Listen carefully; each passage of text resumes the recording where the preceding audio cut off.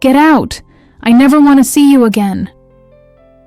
The raw, guttural scream tore through the silence of the marble entryway, echoing off the high ceilings like shattered glass. It wasn't my voice. It was the voice of my son, Ethan. And he was only 8 years old. He stood rigid by the staircase, his small fists clenched, tears streaming down cheeks that were usually dimpled with laughter, his fury directed entirely at the man who was supposed to be his hero, his father. Michael froze, halfway down the hall, his face pale, the carefully constructed facade of indignation finally crumbling. That sound, that absolute, soul-destroying rejection from his own child, was the price of the lie.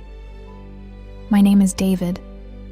That moment, that instant where our perfect life dissolved into ash and grief, happened yesterday. But to understand the devastating finality of Ethan's words, you have to rewind 6 weeks. Back to a time when I still believed the scent of jasmine on my husband's collar was nothing more than an expensive laundry detergent.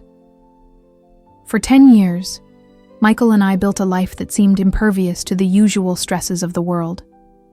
We had the house in the suburbs, the demanding but rewarding careers, and Ethan, our brilliant, funny, slightly chaotic centerpiece.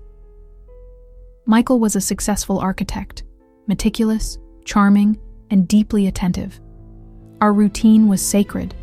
Saturday morning pancakes, Sunday hikes, and the predictable rhythm of Michael's business trips, which usually meant a few days of quiet solitude for me before he returned, energized and loving. The air in our home always smelled faintly of roasted coffee and the specific, sophisticated scent of Sarah's tuberose perfume, my best friend who often visited, but whose smell never lingered on Michael. It started subtly, a distraction barely worth mentioning. Michael came home late from what he called a critical pitch meeting in the city. He smelled different, not of stale office air or city grime, but something warm, deep, and overwhelmingly floral. Jasmine mixed with sandalwood, perhaps, a smell far too luxurious for a client meeting. I hugged him tightly, breathing it in. "New cologne?" I asked, keeping my voice light. He stiffened slightly, pulling back faster than usual. "No, just the elevator, maybe. Someone was wearing something heavy." He shrugged it off, kissing me quickly on the forehead before heading straight to the shower. The scent vanished, and I dismissed it. People wear perfume. It's New York. 2 weeks later, the smell returned, stronger this time, lingering on the silk lining of his suit jacket when I took it to the dry cleaner. It was the same distinct blend. My stomach clenched, a cold, hard knot of anxiety forming where easy trust used to reside. Michael had always been transparent, almost excessively so. This quick dismissal felt forced. "That smell is back," I pointed out the next evening, carefully watching his eyes as he scrolled through his phone. "It's not the elevator, Michael. It smells like a high-end spa product." He sighed, exasperated, putting the phone down with a controlled thud. "David, honestly, are we doing this again? It's probably your shampoo rubbing off on my shirts." I was in a taxi. The driver smelled like incense. "Stop looking for problems where there are none." He leaned in, offering a kiss that felt less affectionate and more like a distraction. "We're fine. It's probably your shampoo," he repeated, the phrase delivered with such condescending confidence that it settled the doubt, replacing it with certainty. He wasn't just lying, he was insulting my intelligence. The lie was the trigger. I knew I couldn't confront him without proof, because his denial would be absolute. The investigation phase was clinical, fueled by a terrifying calmness. I started checking his things, before the dry cleaning claimed them. It took 3 days before I found it. Tucked deep inside the coin pocket of his favorite trousers, folded neatly, was a small embossed receipt. It wasn't for dinner or drinks. It was for a full 2-hour therapeutic massage and relaxation session. The date matched the night he claimed to have been closing a deal. The total cost was obscene, but the name of the establishment was everything. The Azure Retreat. I didn't rage. I didn't cry. I simply picked up the phone. I called the Azure Retreat, and using my most confident professional voice, I impersonated a slightly disgruntled client. I'm calling about the session booked yesterday for the full body wrap and aromatherapy under the name M. Peterson. Could you possibly confirm the exact essential oil blend used? My husband loved it, and I want to replicate the scent at home. There was a moment of awkward silence on the line, followed by the receptionist's overly cheerful confirmation. "Ah, yes, Mr. Peterson's wife. That was the custom jasmine and Moroccan sandalwood blend. It's very popular." My blood turned to ice. Mr. Peterson's wife. The next move was brutal in its simplicity. I booked the exact same 2-hour session for myself the following afternoon. I needed to see who else was there. I needed to breathe the air, to feel the atmosphere that had been shared. Driving across the city felt like moving through water. When I arrived, the lobby was silent, filled with the faint, cloying scent of that custom jasmine blend. I checked in, but instead of heading toward the changing rooms, I pretended to take an urgent call and positioned myself near the exit, my heart hammering against my ribs. I waited 20 minutes, and then the glass door slid open. A woman emerged, dressed in expensive athleisure wear, her hair damp, a look of sublime relaxation softening her sharp features. She was beautiful, effortlessly chic, and completely unfamiliar. But as she moved past me, the smell hit me like a physical blow. That precise, unmistakable blend of jasmine and sandalwood radiating from her warm skin. She had just finished a session. I didn't need a picture. I didn't need a confession. I knew, with the sickening certainty of a final diagnosis, that this woman was the reason Michael had smelled like he did, the reason he dismissed my concerns with the condescending lie about my shampoo.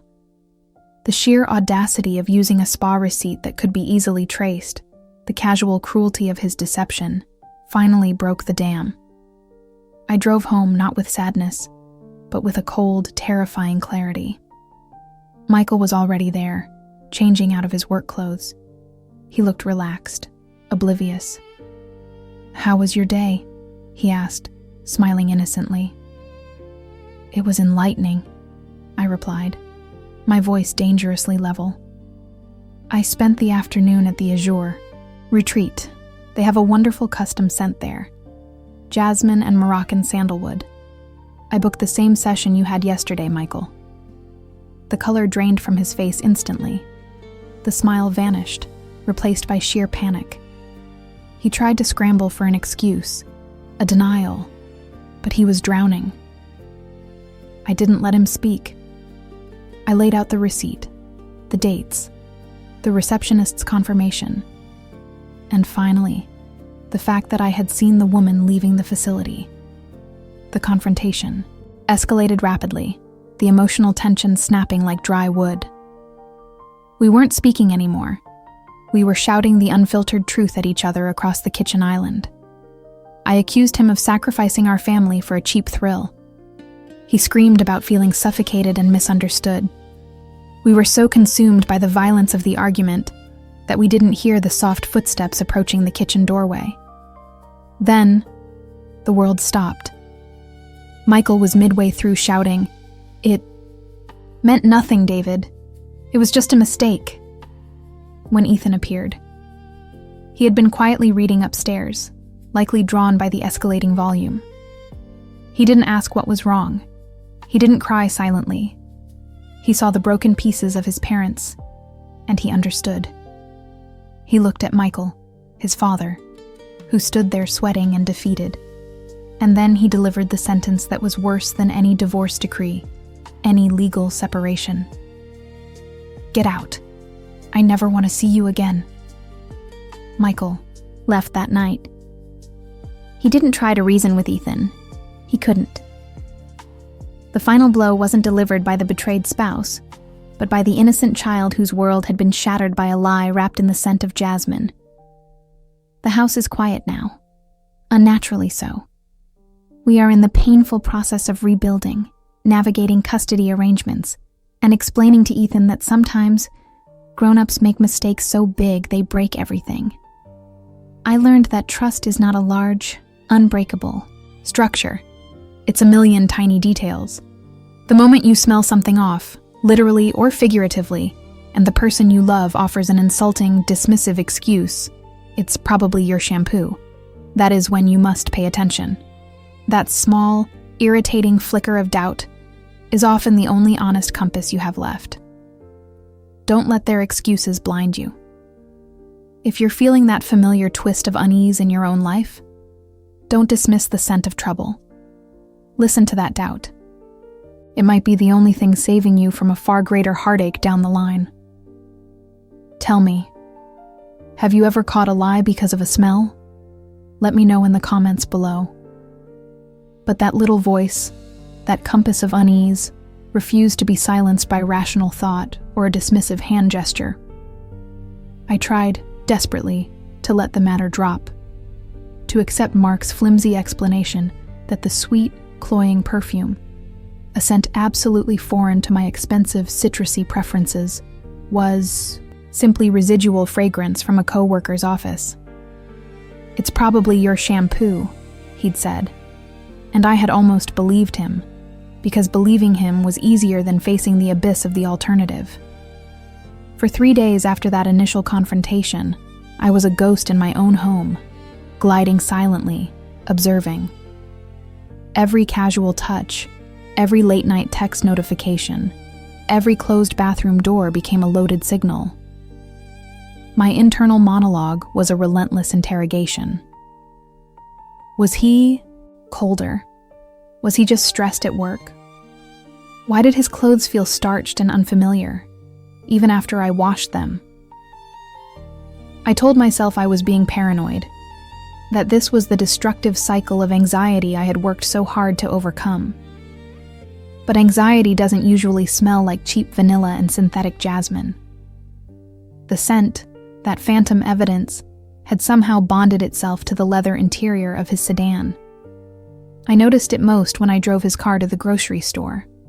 A suffocating sweetness layered over his usual musky aftershave. It was like driving in a crime scene where the evidence had been carefully, but not thoroughly, wiped away. The air freshener he'd clipped to the vent, a generic mountain pine, was working overtime, desperately trying to mask the intruder. I started small. I checked the mileage log on the car app, a habit I developed after we decided to track our combined fuel efficiency. Mark often went to the gym after work, about a 6-mile round-trip detour. But lately, the weekly mileage was consistently inflated by 25 to 30 miles. When I asked him about it casually, he blamed the new construction detour near the office. "It adds 10 minutes and maybe 5 miles each way," he explained, without meeting my eyes. 5 miles each way. 10 miles total. That didn't account for 30 extra miles every week. That accounted for a destination. A consistent, secondary destination. My next step required patience and a level of deception that made my stomach churn. I needed access to his briefcase. Mark was meticulous about his work bag.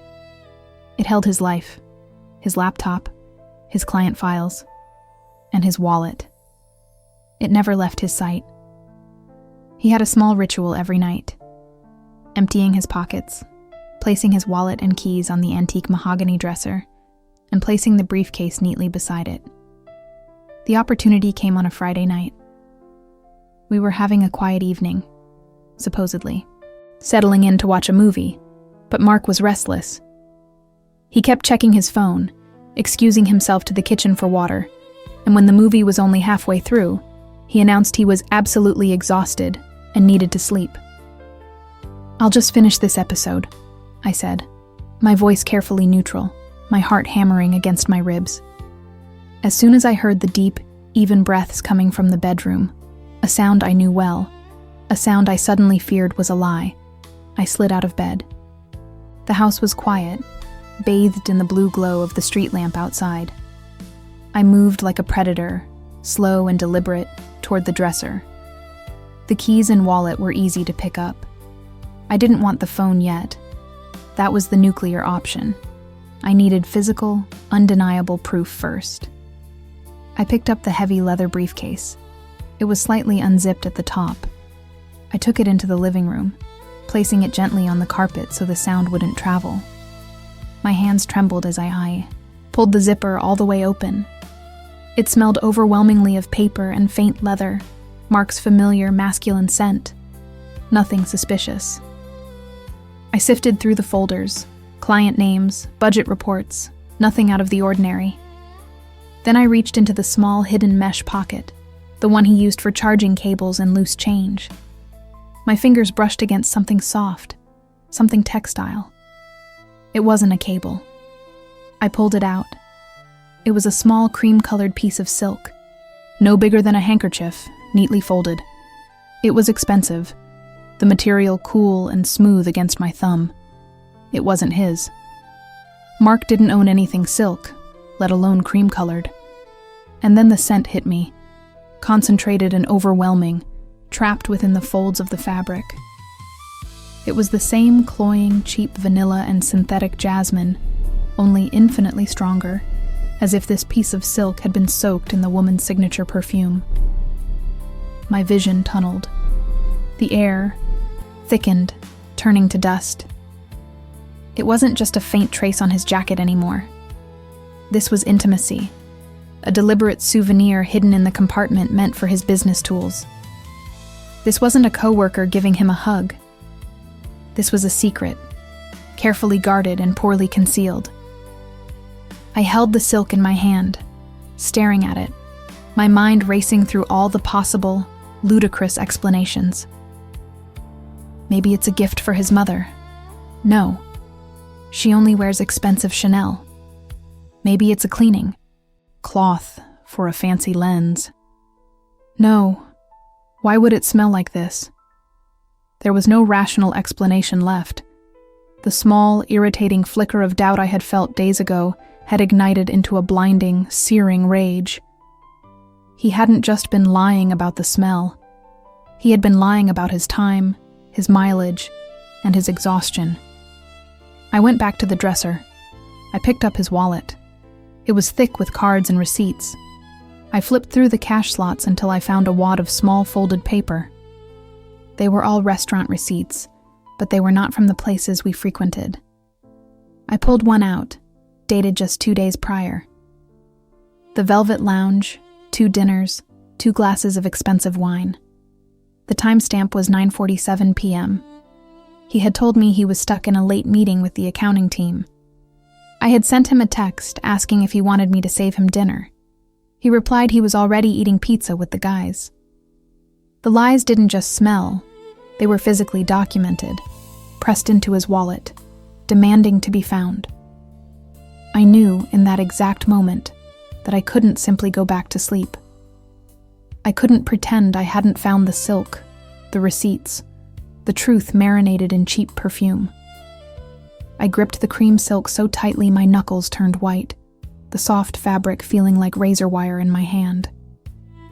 I walked silently back to the bedroom door, the adrenaline sharpening every one of my senses. I didn't need to yell, not yet. I needed him to wake up, to see me standing there, holding the proof. I needed the look on his face when he realized the lengths I had gone to, not because of paranoia, but because of a simple, undeniable truth delivered on the wind. I flicked on the light switch.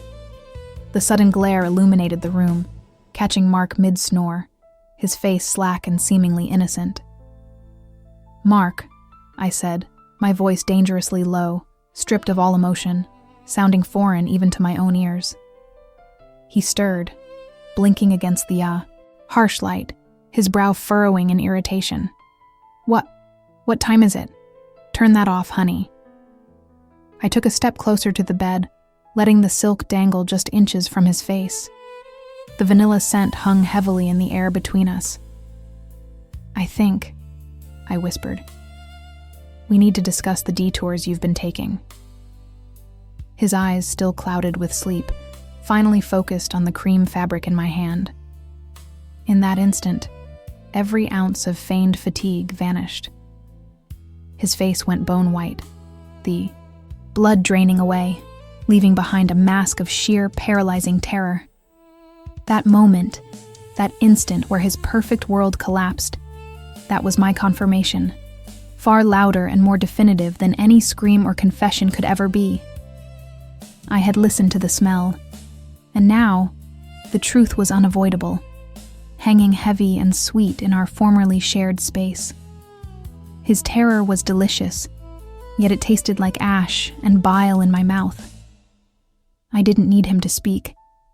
That silent confession, the way his eyes registered absolute defeat, told me everything I had spent the last 3 weeks trying to deny. I hadn't wanted to believe the smell. We had the perfect life. Adam was everything I thought I wanted. Steady, kind, successful. 5 years of marriage, a mortgage on a beautiful house in the suburbs, plans for children that we had optimistically penciled in for the following year. Our routine was comforting, predictable, a sturdy vessel sailing on calm waters. I trusted him implicitly, blindly. He was my rock, my safe harbor, the one constant in an unpredictable world. That's why the first flicker of strangeness felt like an unwelcome, invasive draft in a perfectly sealed room, forcing me to question the very foundation of my security. It started subtly, maybe 3 weeks ago, just after he began taking those new consulting calls that kept him out until midnight. I was folding laundry, something mundane and domestic, and there it was. A scent. Not his cologne, not the fresh smell of outdoors he usually carried, but something foreign, synthetic, and oddly sweet, like cheap vanilla mixed with industrial solvent. It clung stubbornly to his favorite jacket, the expensive tweed one he insisted on wearing during his late nights at the office. I mentally chalked it up to the dry cleaner initially, or perhaps the overwhelming perfume of a new, overly enthusiastic colleague he had mentioned. I rationalized it, away, because the alternative was unthinkable. But the smell persisted. It wasn't a constant presence, only when he came home particularly late, claiming bone-deep exhaustion, his movements too careful, his kisses too brief. Then came the micro-changes. He started locking his phone screen down tight, angling it away from me even when we were just sitting together watching television. He'd flinch if I entered the study unannounced, shutting his laptop with a sharp, reflexive snap. He began showering immediately upon arrival, a new habit he explained away as needing to wash off the city grime. The little things that, individually, meant absolutely nothing, but when stacked together, started to resemble a rickety, leaning tower of lies, threatening to collapse under the slightest touch. I became a detective in my own home, a place that was supposed to be my sanctuary, my refuge from the world's harshness. I fought the urge to snoop for a long time. Trust, in my mind, was sacred, non-negotiable. But the knot in my stomach was tightening with every passing day, pulling me lower and lower into a paranoia I barely recognized. The sweet, cloying smell became my nemesis, a sensory trigger that canceled out logic and screamed betrayal. One afternoon, while Adam was supposedly at a regional sales conference across town, I finally broke. The need to know eclipsed my moral boundary. I went through his things, systematically, desperately. The study drawers were clean, his laptop history wiped clean. His wallet held only receipts for gasoline and standard office supplies. Frustration clawed at my throat. But the smell, that inescapable vanilla-tinged scent, was faint yet lingering, centered near his expensive leather briefcase. I needed more than a ghost of a fragrance. I needed substance. I checked the car, the place where he spent the most time commuting, the place where the outside world met our domestic bubble. I ran my hand frantically over the carpets and between the seats, feeling only dust and forgotten coins.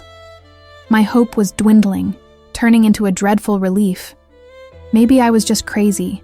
Maybe I was manufacturing drama. Then, 2 days ago, I found it.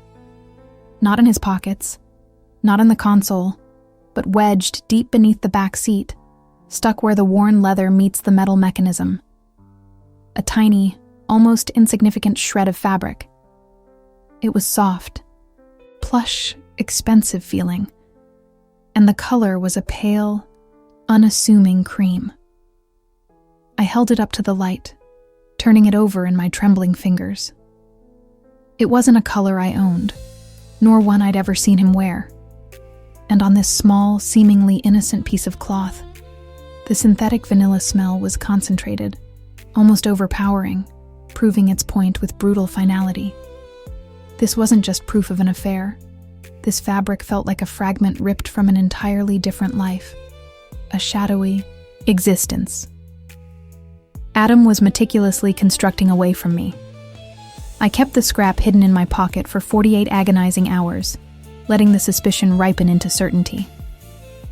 I wanted to see his face when I presented the evidence, to watch the mask of the devoted husband crack without him having a split second to build a defense. I waited until tonight, after dinner, when the house felt quiet and domestic, and the contrast between our assumed intimacy and the crushing reality would be at its peak. I pretended to be tired, stretching out on the sofa, waiting for him to settle down, to drop his guard and offer a casual, unguarded smile. I let the silence stretch, heavy and thick, before I finally reached into my jeans pocket, pulling out the cream fabric, holding it loosely between my thumb and forefinger. "What is this, Adam?" I asked, my voice terrifyingly calm, completely devoid of the hysterics he must have been expecting, or perhaps hoping for. I watched the blood drain from his face, leaving that horrifying bone-white mask of sheer, paralyzing terror. He stared first at the fabric, then back at me, his eyes wide and vacant, completely silent. But it wasn't the cream color, or even the telltale smell that had driven me mad, that finally sealed his fate.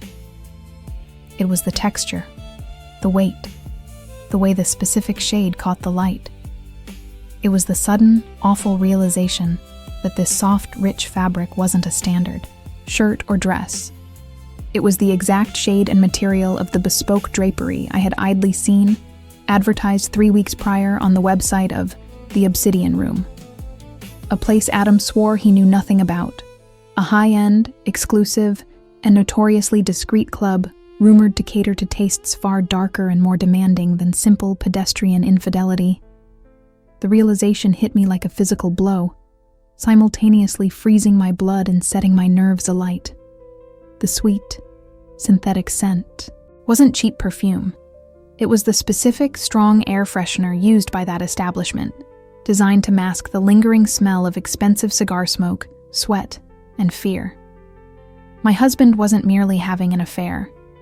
He was deeply involved in something terrifyingly deeper, something that smelled of secrets, vanilla, and utter destruction. And I, unknowingly, had just walked right into the epicenter of his lie. I, who had always prided myself on my keen intuition and sharp sense of detail, felt every certainty about my life collapse into a dense, paralyzing fog. That scent, vanilla and menace, didn't just suggest a tryst, it screamed conspiracy. A mistress might use cheap patchouli. A high roller in a backroom deal used institutional chemical warfare to mask desperation. The realization was colder and sharper than any knife. I was not dealing with a cheating husband, but an imposter occupying the skin of the man I loved, entangled in something that could erase us both. I couldn't breathe, couldn't move. Confrontation was out of the question. If he was involved in secrets requiring that level of sanitization, a direct accusation would likely lead to silence, denial, or worse, a quick, ruthless removal of the problem. My survival instinct, dormant until that moment, surged, demanding stealth. I had to know what the establishment was, and what its clientele did under the cloak of synthetic sweetness. The next few days were an exercise in psychological torture. I moved through our shared spaces, the kitchen, the bedroom, the living room, like a ghost, performing the duties of a devoted wife while observing him with the detached focus of an enemy spy. Every casual touch felt like an electrical current, testing the wires of his deception. He, in turn, was tense, his movements clipped. He checked his phone constantly, not subtly under the table, but with a furtive, almost aggressive vigilance, shielding the screen even when I was nowhere near. The small, familiar habits that once defined our comfort now became glaring red flags. He'd always left his wallet and keys on the antique mahogany dresser. Now, they were tucked deep into his pockets, even when showering. He changed the Wi-Fi password, claiming the old one was compromised, but the new password was an incomprehensible string of numbers and symbols, completely unlike his usual easy-to-remember family dates. He started taking late-night calls in the garage, speaking in low, modulated tones that abruptly ceased the moment I approached the utility door. My investigation began with the mundane. I started monitoring our joint bank accounts. The numbers were technically fine. No massive withdrawals, no suspicious luxury purchases. But there was a pattern of small, regular payments to an obscure digital services provider I didn't recognize. RV Logistics, Inc. They amounted to a few $100 weekly, enough to be dismissed as recurring bills, but too frequent to be casual. I flagged them mentally, knowing they were a breadcrumb trail. The real breakthrough came during one of his routine evening gym sessions. He had become meticulous about these, spending 2 full hours away. I knew this was my window. I slipped into his home office, a space he rarely allowed me to organize, knowing that men involved in clandestine activities often leave their most sensitive tools close by, believing their territoriality is protection enough. I started with the desk drawers, moving past the mundane papers and old tax forms. Nothing. I checked the laptop bag, only chargers and a water bottle. Then I remembered a tiny, almost invisible scratch on the bottom of his heavy oak filing cabinet, near the baseboard. It wasn't wear and tear. It looked like a tiny indentation from a tool. Pushing the cabinet away from the wall, my heart hammering. Against my ribs, I found it. A small magnetic lockbox, expertly hidden and painted the exact shade of the wall behind it. My hands trembled as I searched for a key. I scanned the room desperately, feeling the clock ticking towards his return. Then, I remembered his keychain, the one he guarded so fiercely. I ran back to the dresser where he sometimes carelessly tossed his work jacket, plunged my hand into the inner pocket, and pulled out the ring. There were 3 keys. The car, the house, and a tiny, almost ornamental silver key that definitely didn't belong to any lock we owned. It fit the box perfectly. Inside, there was no money, no burner phone, and no love letters. What I found was infinitely worse. The box contained 2 items, a heavy-duty, glossy black keycard, emblazoned with a minimalist, stylized logo of a crowned lion. A logo I vaguely recognized from obscure high society gossip blogs as belonging to an exclusive, members-only gambling den rumored to host serious, unsanctioned transactions, and a thick, folded legal document. The document was a loan agreement. A colossal, staggering loan agreement. The principal amount listed was 7 figures, far exceeding what our combined assets were worth. But it wasn't the amount that made the blood drain from my face. It was the collateral. Under the section marked Security, listed in precise cold legalese, was the full address of our house. The deed, signed by my husband. He had mortgaged our entire life, everything we owned, to fund whatever dangerous game he was playing inside that establishment that smelled of vanilla, cigars, and fear. I flipped the document over, scanning the signatures. The borrower was my husband. The lender, however, was not a bank. It was an entity called Vanguard Capital Holdings, but the signature below the company name, scribbled in a bold, almost arrogant hand, was accompanied by a secondary, small, stamped seal, the very same crowned lion from the keycard. This wasn't just gambling debt. This was debt owed to organized interests, secured by our home.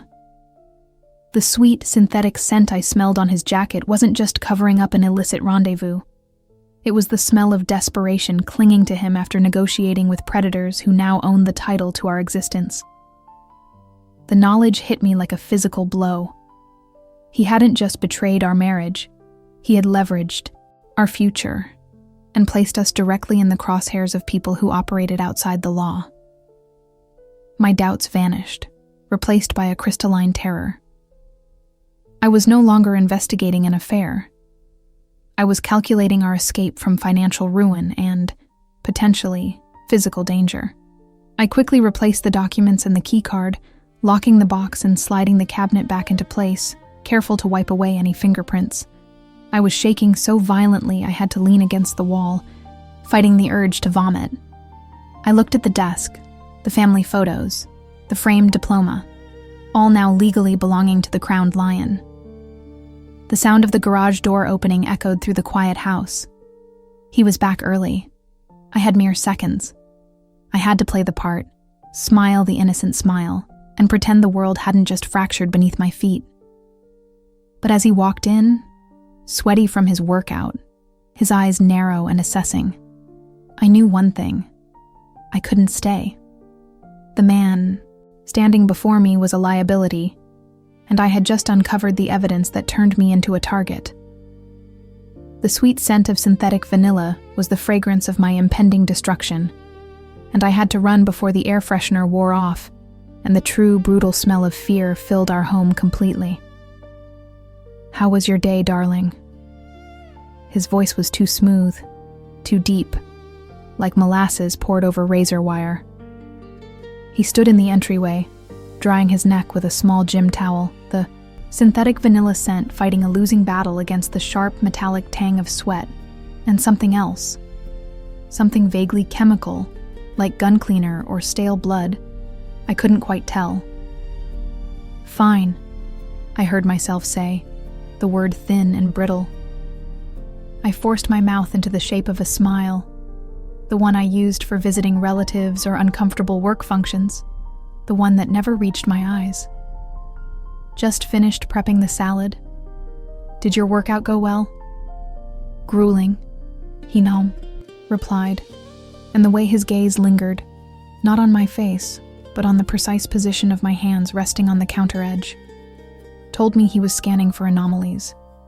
He was looking for hesitation, for fear, for the slightest tremor that would betray the knowledge currently burning a hole through my stomach. I knew what I had just seen, and now I had to unsee it, at least until he left the room. We had built 5 years on a foundation of meticulously crafted normalcy. It wasn't until 3 months ago that the cracks started showing, not in the plaster of the house, but in the narrative of our life. It began subtly, insidiously. First, it was the phone, always face down, always vibrating silently on the counter, never ringing aloud. If I happened to touch it, even accidentally, he'd snatch it up with a startling speed, a low, guttural apology following swiftly after. Then came the money. "I handle the household finances. It's a shared responsibility we agreed upon." But the bank statements started to look like hieroglyphics. Massive, round figures moving in and out of an account, labeled only operational expenses, an account I was explicitly told never to touch, never to even mention.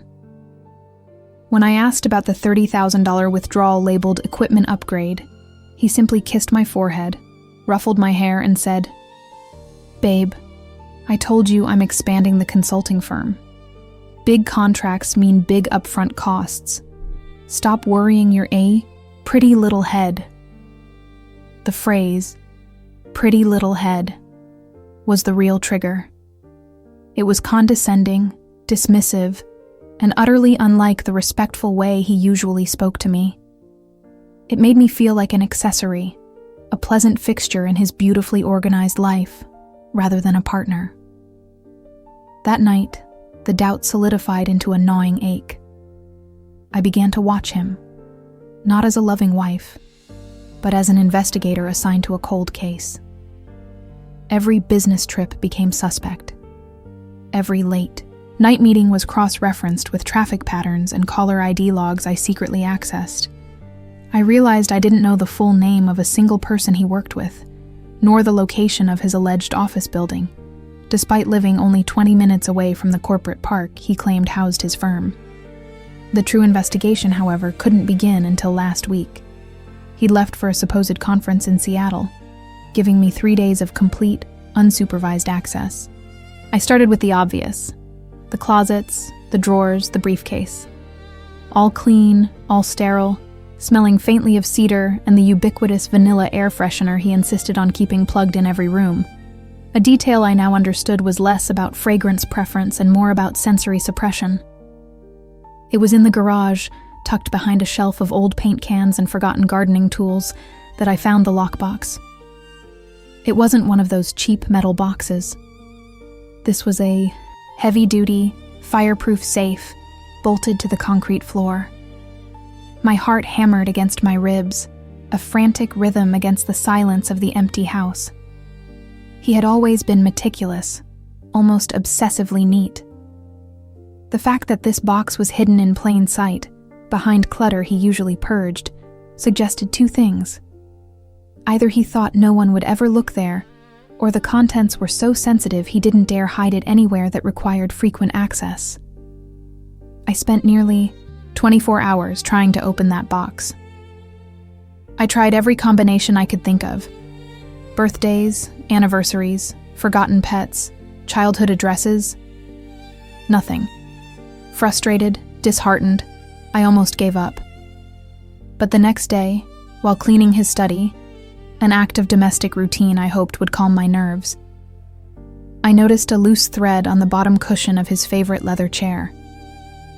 I pulled it, and the entire seam gave way, revealing a small, flat compartment stitched into the upholstery.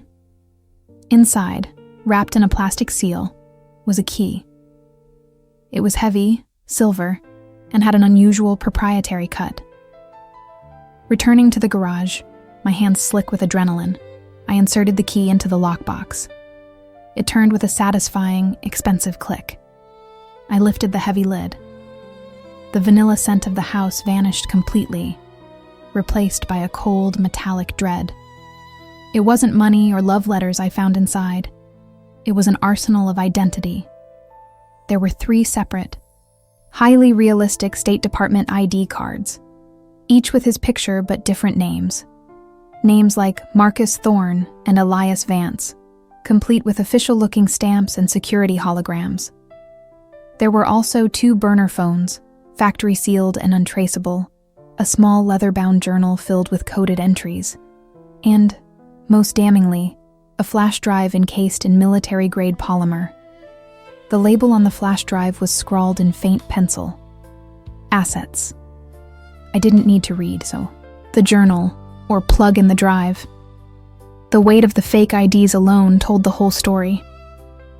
The man I married, the supposed corporate consultant who worried about stock options and quarterly reports, was living a double, or perhaps triple life.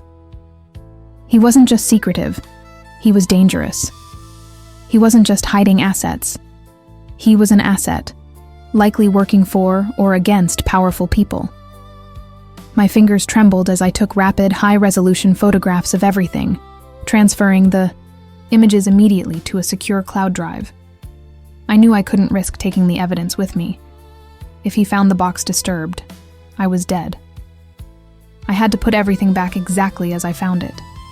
I had just managed to re-sew the chair cushion, my amateur stitches barely noticeable, when his text message flashed on my forgotten phone. Landing early. Be home in 30. Get ready for a proper welcome.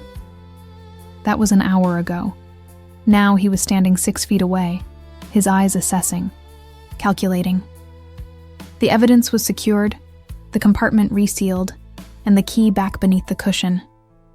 The vanilla air freshener was pumping its deceitful sweetness into the air, but all I could smell was the sharp tang of fear and the metallic scent clinging to his towel. "You look tired," he commented, taking a step closer. The casual concern in his voice felt like a heavy stone dropping onto my chest. "Just a long day," I replied, forcing my shoulders to relax. I needed him to shower. I needed 5 minutes. I needed to grab the pre-packed emergency bag I'd hidden in the spare tire well of my car, the bag I'd prepared based on nothing but a gut feeling, a feeling that had just been horrifically confirmed. "I'll take a quick rinse," he decided, smiling that innocent smile that had fooled me for half a decade. "Then we can properly relax." As he turned toward the hallway leading to the master bathroom, I gripped the counter so hard my knuckles turned white. The man standing before me was not my husband. He was a phantom, a construct, a liability, and now that I knew who Marcus Thorne was, I had just become a target. The water started running in the shower. I had maybe 3 minutes. I had to run before the true, brutal smell of fear filled our home completely, alerting him to the fact that his beautiful, compliant wife was gone. I just hoped those 3 minutes were enough to save my life. Because if he found those photos, there would be no discussion, no argument, only silence. This was not a divorce. This was an escape from a man who had proved he could erase people from existence and replace their identity with a new laminated card. He shower. I had maybe 3 minutes. I had to run before the true, brutal smell of fear filled our home completely, alerting him to the fact that his beautiful, compliant wife was gone. I just hoped those 3 minutes were enough to save my life. Because if he found those photos, there would be no discussion, no argument, only silence. This was not a divorce. This was an escape from a man who had proved he could erase people from existence and replace their identity with a new laminated card. The sound of the running water seemed impossibly loud, a roaring waterfall designed to mask the frantic pounding in my chest. But to understand the terror of those 3 minutes, you have to understand the decade of perfect silence that preceded them. The meticulous construction of a life that felt like a glass cage built just for me. My name is Alara. Or at least, that is the name printed on the driver's license he insisted I get 3 years ago, when we moved into this sprawling estate hidden deep in the hills. Before that, I was Lena. And before that, honestly, the memories blur. I met Victor 10 years ago in Vienna. He was charming, powerful, and utterly magnetic. He didn't just love me. He curated me. He bought my clothes, chose the books I read, dictated the countries we visited, and even subtly steered my friendships until my entire social circle consisted of his business associates and their equally compliant wives. I thought this was just how powerful men operated. Possessiveness mistaken for devotion. Our life was a masterpiece of polished mahogany, silent servants, and expensive champagne. It was flawless, utterly without friction, which I now realize was the first, most terrifying sign. The doubt started not with a bang, but with a faint metallic taste on my tongue whenever Victor kissed me goodbye before his business trips. He was a consultant, that vague, profitable title that explained away 3-day disappearances and highly encrypted satellite phones. I was happy, truly, or so I believed. My only job was to maintain the perfection of our home and be the perfect hostess. Until the key rang. It was a Monday morning, 6 months ago. Victor had rushed out for an emergency meeting, leaving his heavy leather briefcase on the kitchen counter, something he never did. I, the model wife, immediately went to retrieve it to take it to his study. But as I lifted it, a small silver keyring slipped out from an inner pocket, landing silently on the Persian rug. It held 4 keys: the house key, the car key, a small padlock key I recognized from his gym locker, and 1 key I didn't recognize at all. It was flat, unusually shaped, and made of brushed brass, clearly for a high-security lockbox. I placed the briefcase on his desk, but I kept the brass key. It was a violation of our unspoken agreement. His life was his. Mine was maintaining the facade. But that key was a shard of ice in the heat of my curiosity. What could he possibly have that required a lockbox that couldn't simply be secured in our safe? For weeks, the key burned a hole in my pocket. I watched Victor, meticulously observing his habits, his movements, the slight flicker in his eyes when he talked about his clients. He was too smooth, too rehearsed. He never worried. He never forgot. He was a machine, and I realized I had been married to a highly advanced automaton whose primary function was deception. The investigation began in earnest one Saturday afternoon when he was golfing with clients. I started in his study. The room was always kept pristine by the cleaning staff, but I knew the layout by heart. I systematically tested every drawer, every panel, every piece of furniture, looking for a hidden compartment or a false back. Nothing. The study was a red herring, designed to look like the center of his work, but it wasn't. Then I remembered the old wine cellar. We rarely used it. It was cold, dusty, tucked away beneath the garage, accessed by a narrow spiral staircase we'd inherited with the house. Victor always dismissed it as rustic clutter. I went down, flashlight in hand, the air thick with the smell of mold and fermentation. In the deepest corner, behind a rack of overpriced forgotten Bordeaux, there was a small modern wall panel, almost invisible against the rough stone. My hands were shaking so violently I nearly dropped the flashlight. I slid the brass key into the subtle lock. It clicked immediately, silently. Behind the panel was not a safe, but a lightweight steel cabinet, barely, the size of a microwave. I pulled the small door open. Inside, stacked neatly, were files and folders. The air rushed out of my lungs. This wasn't about money laundering or tax evasion. This was worse. The top folder was labeled E. Thorne. Inside were identification documents, a flawless Canadian passport, a UK driver's license, a social security card, and a birth certificate, all bearing the name Ilara Thorne, and all featuring my photo. But the date of birth was wrong, the city of origin was wrong, and the parents' names were strangers. I recognized the precision. The quality of the holograms was terrifyingly professional. He hadn't just given me an identity. He had manufactured a person and layered her over the ghost of who I used to be. The horror deepened as I pulled out the next folder. L. Kincaid. The photo was different. A young woman with striking red hair, sad eyes. Beneath her manufactured documents were two items that made my stomach revolt. A copy of a missing persons report from 2018, and a single faded photograph of a woman, undeniably Lena, smiling on a beach, her face scratched out with black ink. Below that, a list of known aliases and former addresses, including a street name I hadn't used in 15 years. Victor wasn't just a consultant. He was a ghost maker, an identity architect, and a silent executioner of past lives. He didn't just erase people, he replaced them with his own creations. And I, Ilara, was his latest and most successful project. I spent the next 3 months planning. I couldn't move too fast. Any change in my perfect, predictable rhythm would trigger his suspicion. I memorized the contents of the cabinet. I learned the routing of his security cameras. I learned that he showered precisely at 7 a.m. on Tuesdays, taking exactly 10 minutes, no more, no less, unless he was stressed, in which case it was 8. This morning, he was calm. 10 minutes.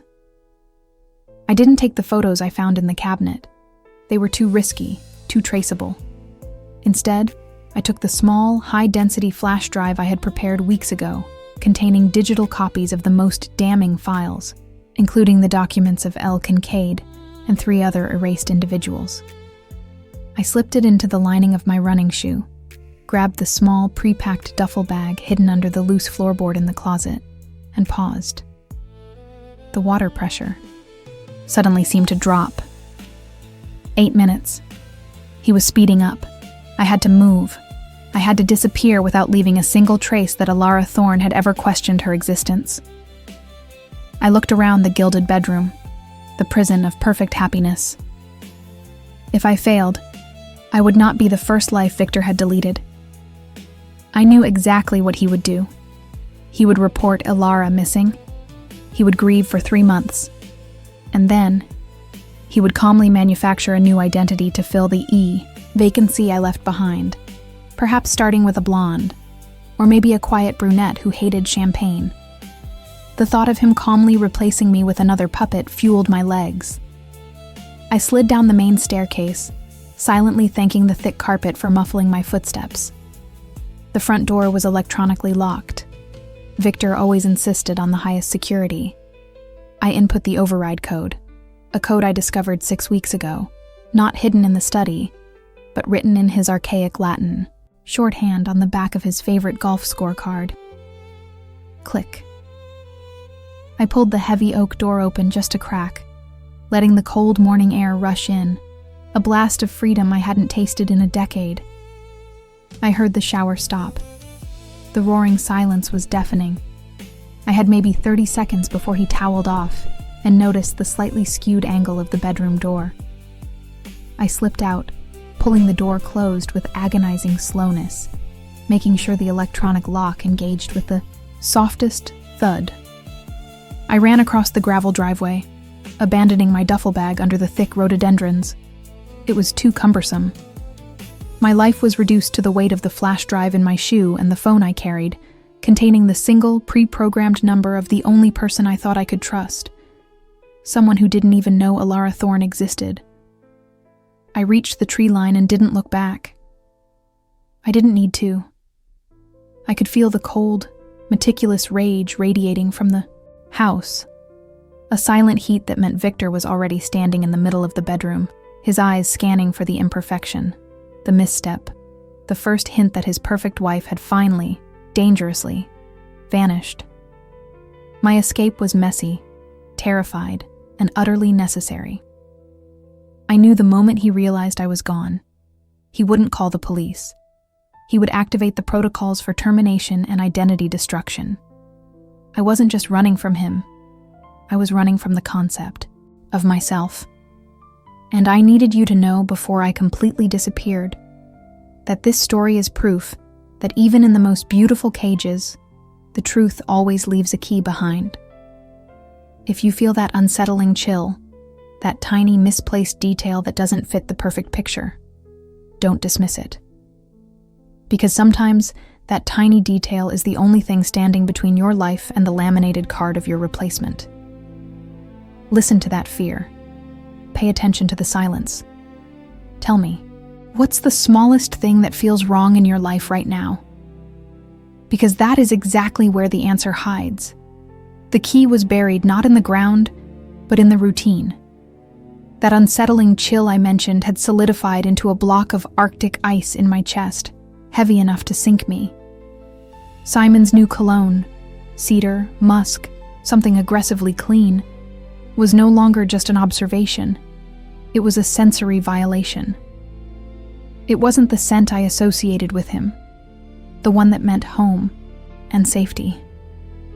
This new fragrance was the smell of a carefully constructed lie. It was too dominant, masking something else. And that was when I stopped being a wife and started being an investigator. My first target was the digital cage he carried everywhere, his phone. Usually, it was magnetically attached to his hand, hidden by passcodes, biometrics, and a professional level of paranoia. I needed space and time. I fabricated a medical emergency, a sudden, agonizing reaction to a new herbal supplement, sending him into a frantic, apologetic flurry to the farthest flung 24-hour pharmacy, one I knew would require at least 40 minutes of driving, navigating traffic, and waiting. As the heavy front door clicked shut behind him, The silence of our opulent apartment felt deafening. 40 minutes. My hands were shaking so violently I had to press them flat against my thighs. I crept into our bedroom. There it was, sitting innocently on the nightstand, charging. The barrier wasn't the passcode, it was the biometric lock. I stood over him, remembering the dozens of times he'd drunkenly joked that his deepest secret lay under his thumbprint. This felt like the ultimate betrayal, not of him, but of the woman I used to be, the one who didn't need to violate trust to survive. I gently lifted his phone. His thumb, resting relaxed and limp in the deep sleep of exhaustion, or perhaps guilt, was placed over the scanner. Success. The screen flared to life, illuminating the fear etched on my face. I knew he wouldn't be stupid enough to leave explicit text messages or Tinder notifications. Simon was a master strategist. I went straight to the location data. The Maps application was the digital breadcrumb trail of his new life. And there it was, a recurring pattern. Not late nights at the office, but 3 consistent stops every week, always between 6:45 p.m. and 7:45 p.m. A high-end wine bar downtown, followed by a dry cleaner near the financial district, and finally, a residential street I didn't recognize in an increasingly fashionable, newly developed area. I cross-referenced the coordinates. The residential pin dropped onto a pristine, high-rise luxury building, the Crescent Towers. My gut twisted. This wasn't a quick affair in a cheap motel. This was high-level infrastructure planning. I then moved to the Photos app. Amidst spreadsheets and golf course pictures, I found a deeply hidden folder labeled Q4 Projections. Inside, there were no spreadsheets. Instead, there were dozens of high-resolution staged photographs. They weren't of a person, but of an apartment. A minimalist, brutalist, chic interior. Polished concrete floors, vast panoramic windows, a kitchen island made of flawless black granite. It was beautiful, cold, and utterly impersonal. But one detail made the blood drain from my face. On the living room wall, centered, perfectly above a low-slung Italian leather sofa, was a piece of modern art. A limited edition print by an artist Simon had explicitly ridiculed months ago at a charity auction. Mass-produced despair, he had scoffed. Yet, here it was, the centerpiece of this secret life. He wasn't just acquiring an apartment. He was acquiring a persona to fit that apartment. He was building an entire second identity, furnished and decorated, ready to occupy. I swiftly cleared the recent searches and locked the phone just moments before I heard the grind of the elevator descending. I was back in bed, feigning troubled sleep, when he finally came in, reeking of the pharmacy's antiseptic clean scent and that damnable cedar. He stroked my hair, his touch too careful, too practiced. The traffic was terrible, darling. You'll be fine. Just rest. Rest? I felt like a wire stretched taut, ready to snap. I spent the next 48 hours observing him, the apartment photos, burned behind my eyelids. The investigation needed to move beyond the digital and into the physical. I waited until Sunday morning. Simon was distracted, setting up a complex projection for a Monday meeting, immersed in his professional bubble. I went to his suit closet. I didn't search the pockets of his active clothes. He would check those. I went for the expensive 3-piece wool suit he wore only for major board meetings, hanging untouched for weeks. Deep inside the breast pocket lining, sewn almost invisibly, I found it. It wasn't cash or a note or even a condom. It was a small plastic laminated access card. The logo was the same stylized crescent moon as the building name, the Crescent Towers. Below the logo, printed in small, elegant type, Unit 1403. This wasn't a doubt anymore. This was a blueprint. He wasn't having an affair. He was executing a hostile takeover of my life, planning the transition so seamlessly that I wouldn't even notice I'd been evicted until the locks were changed. The card felt impossibly heavy, a physical manifestation of my worst fear. I decided then, I wouldn't wait for him to confess. I wouldn't wait for the dramatic confrontation. I needed to see Unit 1403. I needed to stand inside his secondary existence to understand the sheer scope of his calculated cruelty. Monday morning, I dressed meticulously, telling Simon I had a full day of overdue appointments. He kissed my forehead, distracted, and rushed out the door. I drove the opposite direction. The Crescent Towers stood like a monument to cold ambition. I felt the card vibrating in my palm as I approached the sleek, automated entrance. I swiped it. Access granted. The elevator ride to the 14th floor was the longest ascent of my life. I felt the oxygen thinning, replaced by pure, crystallized terror. I walked down the silent, carpeted hallway until I reached 1403. I placed my ear against the polished mahogany door, listening for any sound of life, any sign of her. Nothing. I took a deep, shuddering breath, the one that tells you there's no turning back from the point of no return. I pulled the small metallic key that was also attached to the laminated card. I inserted it into the lock. It turned with a crisp, final click. The air that rushed out when I pushed the door open smelled exactly like the photos. New leather, fresh paint, and the pervasive, agonizing cedar cologne. But there was no woman waiting, no suitcase packed, no immediate evidence of a lover. The apartment was pristine, furnished exactly as I had seen in Q4 projections, ready for habitation. It was then, as my eyes scanned the sterile perfection, that I saw the detail that finally shattered me completely. On the black granite kitchen island, next to a brand new coffee machine, lay a stack of documents, organized neatly with rubber bands. On top of the stack was a large, glossy photo, a portrait of a woman smiling, her eyes bright and familiar. It wasn't a mistress, it was me. A portrait taken 6 months ago before I started noticing the cedar. But beneath the picture, clearly visible on the documents, were the words, Life Insurance Policy, Beneficiary S. Williams. And beneath that, a folder labeled in Simon's precise, detached handwriting, Transition Plan, Post-Relocation. He hadn't been planning to cheat on me.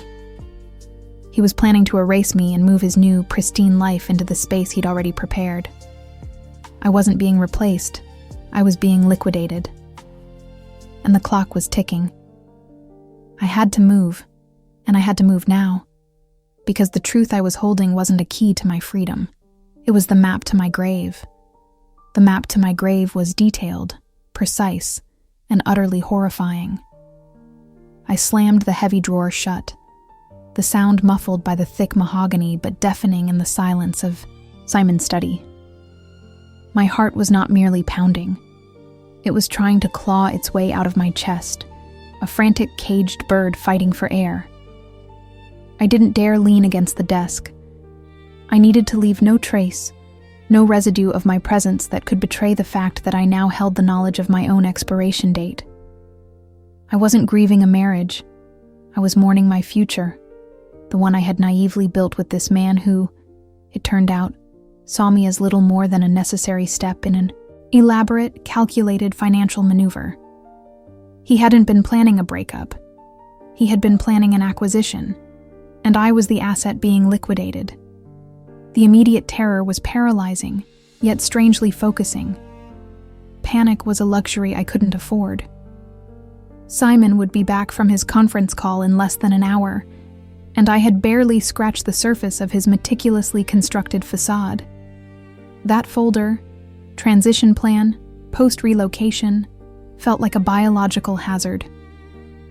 I had to know what was inside, but I couldn't risk leaving it open on his desk.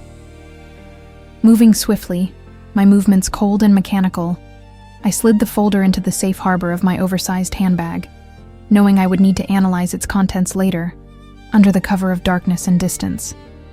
But I still needed proof. Something undeniable, digital, and transferable. Simon was a man of paper trails, yes, but he was also a man of meticulous digital encryption. I remembered the small, black external hard drive he kept hidden. Not in the study, too obvious. Not in his wallet, too exposed. It had to be where his guard was lowest, where routine made him blind. I walked quietly down the hall to the master bathroom, a space that smelled faintly of expensive sandalwood and the utter lack of genuine intimacy. My hands, now steady despite the internal tremor, moved to the false bottom of his shaving kit. There it was, a thumb-sized black flash drive, labeled innocuously as Tax Files 2023. I retreated back to the study, plugging the drive into my old laptop, the one Simon deemed too slow for his professional standards. It immediately requested a password. My mind raced through the obvious. Our anniversary, his birthday, the name of his first cat. All failed. He was far too careful for sentimentality. I stared at the screen, biting down hard on my lip until I tasted copper. What had changed recently? Simon had developed new habits, subtle shifts in routine that I had dismissed as work stress. He had started wearing a specific signet ring again, one he hadn't touched since college. He'd also obsessively returned to an obscure piece of classical music, a section of Stravinsky's The Rite of Spring, the sacrificial dance. I had found it jarring, almost violent. Sacrificial dance. A cold wave washed over me. I typed the initials of the piece, T-Sots, failed. I tried the full name, The Rite of Spring, failed. Then I remembered a drunken conversation years ago about how he admired the sheer mathematical precision of Stravinsky's rhythm. I typed in the year of the premiere, 1913.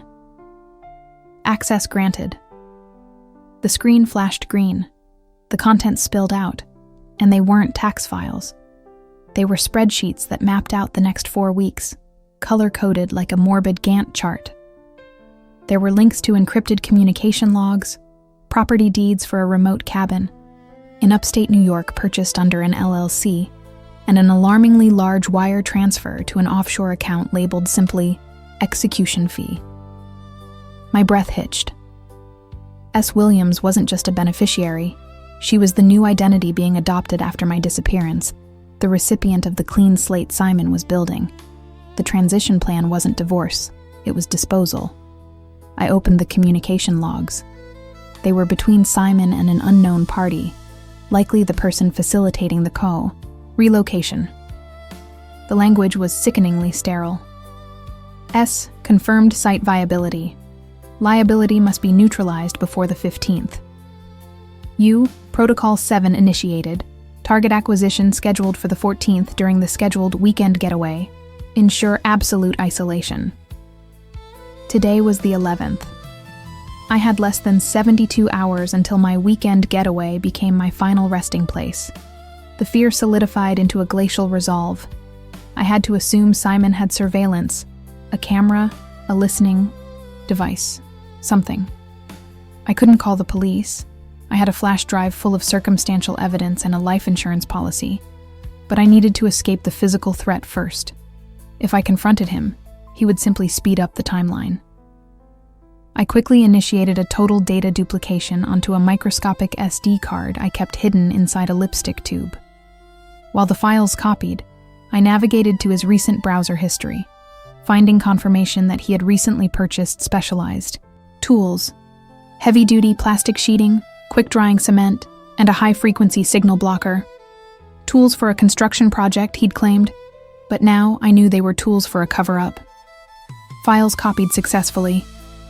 I ejected the flash drive, wiped my laptop's recent activity, and replaced the drive in the shaving kit with surgical precision. I was sweating, but my hands were steady, focused entirely on the immediate tactical objective: survival. Just as I slid the lipstick tube into my jeans pocket, I heard the faint, distant hum of the automated gate opening, followed by the crunch of tires on the gravel drive. Simon was home, 30 minutes early. I froze by the study door, my reflection in the dark glass a perfect mask of calm. I took one deep, shuddering breath, locking the knowledge of the transition plan deep behind my eyes.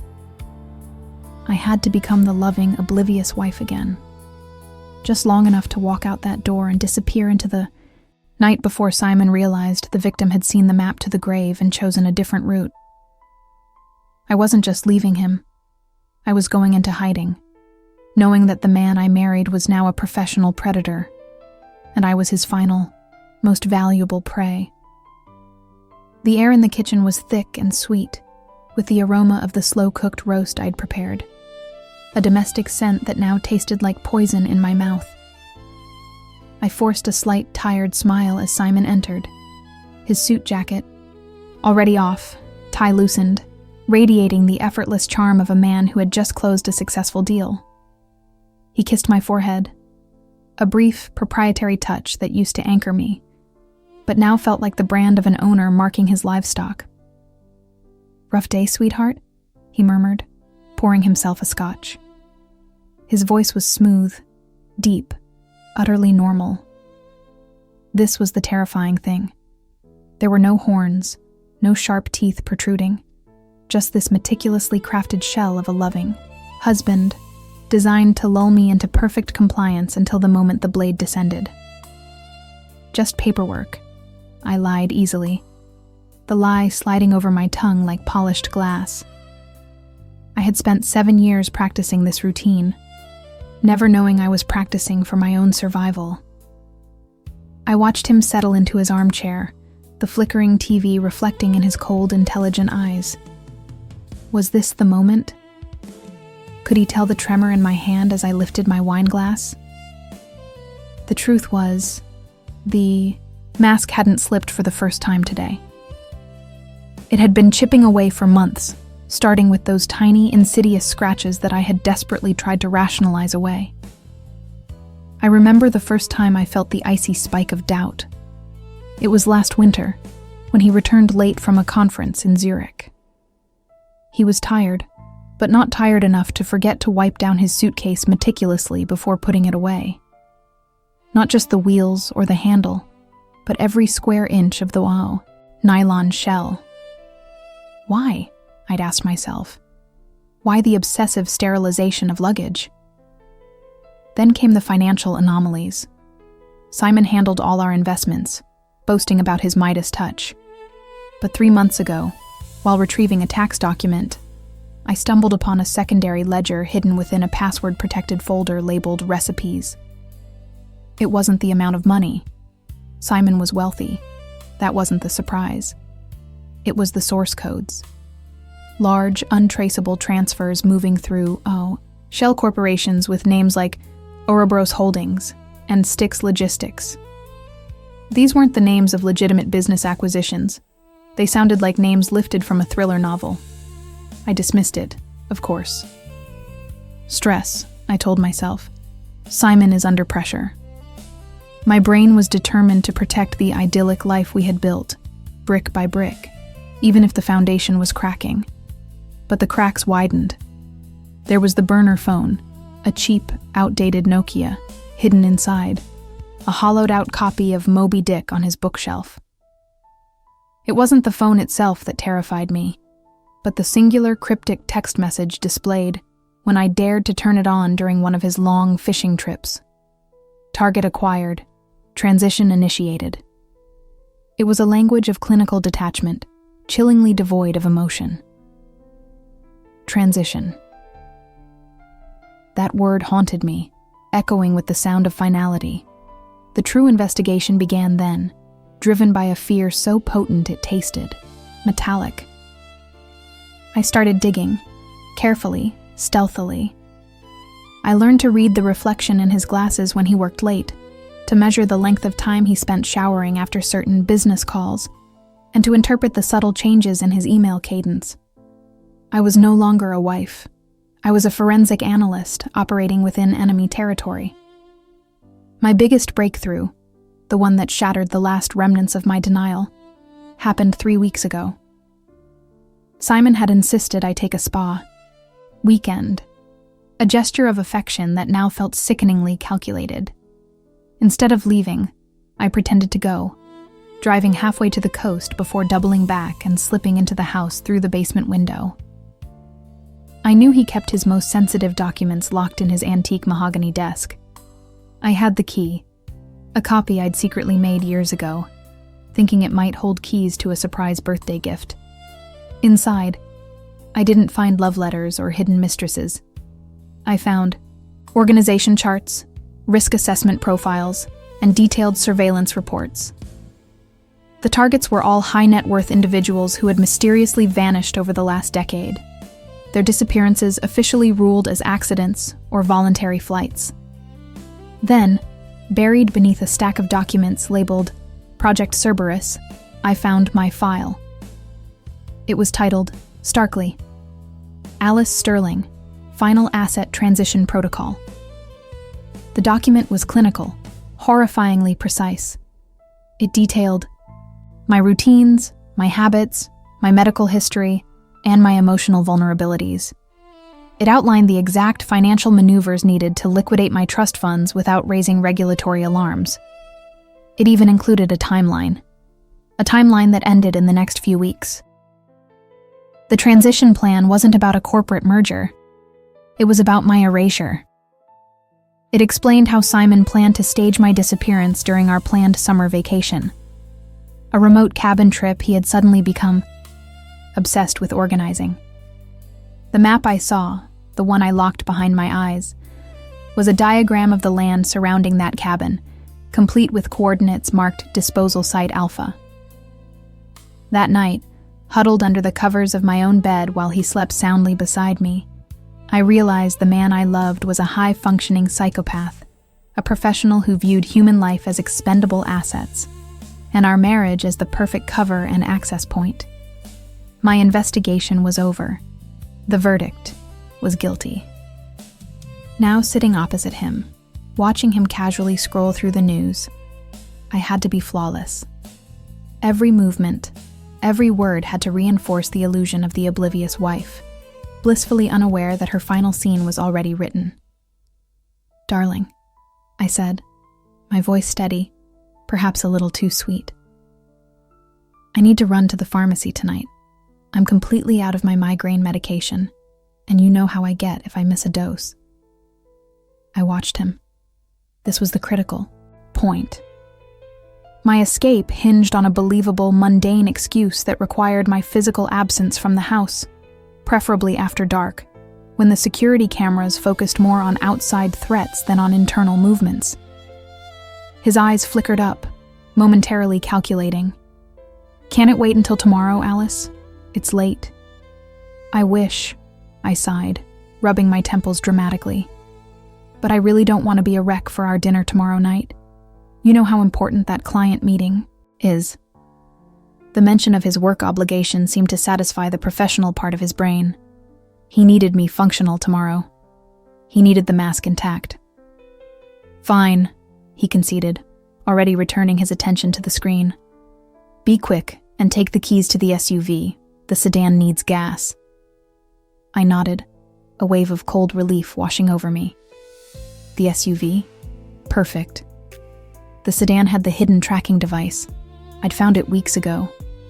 He thought he was giving me a favor, but he was handing me my freedom. I stood up, adjusting my skirt, feeling the reassuring weight of the small concealed package I wore under my clothes. My essentials, passport, emergency cash, and the untraceable satellite phone. The key to the SUV felt heavy and warm in my palm. "I won't be long, my love," I promised, leaning down to give him a final, lingering kiss. It was a kiss of farewell, a salute to the 7 years of beautiful lies, and a declaration of war. As I pulled away, I saw a fleeting expression of confusion cross his face, quickly masked. Had I lingered too long? Had I betrayed the depth of my performance? No time to worry. I walked toward the mudroom, my legs feeling simultaneously weak and intensely powerful. One step, then another. I was just the loving wife grabbing her coat and keys. But behind that calm facade, the transition plan was fully operational. I was the one initiating the transition now, and Simon would soon realize his prey had seen the map to the grave and chosen a different route entirely. As I closed the door behind me, the soft click echoed in the silence, sealing the boundary between the false safety of the house and the desperate, terrifying freedom of the night. I wasn't just leaving him. I was going into hiding, knowing that the man I married was now a professional predator, and I was his final, most valuable prey. And I had exactly 12 minutes before he realized the migraine excuse was just a cover, and the hunt officially began. And I had exactly 12 minutes before he realized the migraine excuse was just a cover, and the hunt officially began. I didn't run down the driveway. That was too obvious, too cinematic. Instead, I moved silently across the damp grass of the neighbor's yard, the cool dew soaking my thin socks, the only sound the frantic thumping of my own heart trying to escape my chest. I carried nothing but a small crossbody bag containing my burner phone, 3 debit cards linked to hidden accounts I'd established over the last 6 months, and the single, encrypted thumb drive, the real weapon. 12 minutes. That was the time it took for the Tylenol PM I had crushed into his evening tea to fully take effect, combined with the normal duration of a migraine nap. But even slightly groggy, he was still Matt, the man who could track a whisper across continents. My escape had to be flawless, designed by someone who understood operational security as well as he did. Thankfully, I had an ally who understood it better, my sister Clara, a former intelligence analyst. I reached the thick cedar hedge bordering the estate. Beyond it, not 20 feet away, a black, unmarked SUV sat idling softly, its lights off, blending perfectly with the moonless night. Clara was behind the wheel, her face a pale mask of anxiety and resolve. I slipped through the gap in the foliage, ignoring the scrapes on my arms, and lunged into the passenger seat. "Go. Now," I whispered, not daring to raise my voice above a breathless sigh. Clara didn't respond with words, only the fierce, focused acceleration of the engine. She drove slowly at first, meticulously obeying the speed limit through the neighborhood streets, blending with the late-night traffic until we hit the main highway. Only then did the speed increase, the world outside becoming a blur of smeared lights, pulling me further and further away from the gilded cage I had called home. We drove for 4 hours, non-stop, changing vehicles twice, exactly as planned. The first change happened in a desolate truck stop parking lot, where we transferred into a battered, decade-old sedan, the kind of car Matt would never bother to register in his mental database. Clara handed me a set of prepaid credentials, a new ID, a new name, Eliza Vance, and a train ticket. "You're on your own now, kiddo," Clara murmured, pulling me into a fierce hug. "The safe network is expecting you in Montreal. Don't contact me. Don't contact anyone. If he finds me, he finds you. Stay dark." Tears burned my eyes, but I didn't allow them to fall. Emotionality was a weakness he could exploit. I nodded, grasping the ticket like a lifeline. "Thank you, Clara. If I survive this, I owe you everything." "Just survive," she insisted, her voice tight. The train journey was a blur of paranoia. Every shift, in the seat behind me, every unexpected stop, sent jolts of pure terror through my body. I spent those 19 hours staring at my reflection in the dark window glass, not recognizing the pale, haunted woman looking back. She looked older, harder, stripped bare of the easy confidence that came with money and perceived safety. I was just prey now, hiding in plain sight. When I finally reached the safe house, a small, anonymous apartment above a bustling bakery in an immigrant neighborhood of Montreal, I didn't feel relief. I felt the heavy, crushing weight of reality. The agency assisting me was specialized, dealing with high-value witnesses and victims of organized crime, which was exactly what Matt had become. The first week was spent in debriefings, recounting every chilling detail of the last 2 years, the subtle manipulations, the coded meetings, the realization that our perfect life was merely a sophisticated front for illicit data brokerage and corporate espionage. They confirmed what I knew. My testimony and the data on the thumb drive were enough to dismantle his operation and put him away for life. But Matt wasn't arrested immediately. The agency needed time to coordinate with international authorities. For 3 agonizing months, I lived as Eliza Vance, learning to bake bread during the day, sleeping with a knife under my pillow at night. The silence was the hardest part. The silence meant he was hunting, and I had no way of knowing how close he was. Then came the call. It was a cold, official voice on the burner phone, informing me that the operation had been executed successfully. Matt, the ruthless, untouchable architect of my downfall, had been apprehended during a high-stakes meeting in Monaco. The charges were comprehensive, the evidence undeniable, largely thanks to the meticulously collected records I had risked everything to retrieve. A profound, shattering exhaustion washed over me. It wasn't triumph, not exactly. It was the collapse of a dam that had held back a lifetime of fear. I was safe, legally protected, and Matt was gone. But I had lost everything else. My name, my home, the easy belief in human goodness. Months passed before the new equilibrium set in. I kept the name Eliza Vance. I kept the small apartment. I kept baking bread. I learned that freedom isn't found in grand gestures, but in the small daily act of choosing what to put your energy into. The greatest lesson was not about escaping a monster, but about how easily a monster can wear the face of your beloved. I had spent years ignoring the chilling disconnect between his public charm and his private coldness, rationalizing away the locked study, the late-night calls in hushed tones, the predatory glint in his eyes when he thought no one was looking. My intuition had screamed, but my heart, clinging to the sunk cost of our history, had whispered excuses. I am safe now. The world is quieter, smaller, but it is real. The shadow of Matt still lingers sometimes, a sudden noise in the night, a familiar cologne scent on the street, but it fades faster now. I look at the people around me, the customers who smile as they buy their sourdough, and I see humanity in its messy, unfiltered glory, not the calculated facade Matt perfected. If you are listening to this, and you recognize that chilling knot of anxiety in your own stomach, the one that tells you something fundamental is wrong behind the beautiful facade of your life, listen to it. Don't rationalize it away. Don't wait for proof. Get the evidence, make the plan, and run. Because the greatest danger isn't the explosion. It's the insidious, silent corrosion of trust that happens right under your nose. Your life is not a movie plot. There are no second takes. And the people who seek to control and manipulate rely entirely on your silence and your self-doubt. Don't give them either.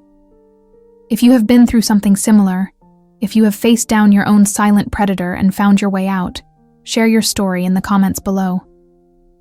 We need to hear those voices. They are the beacons for those still trapped in the dark.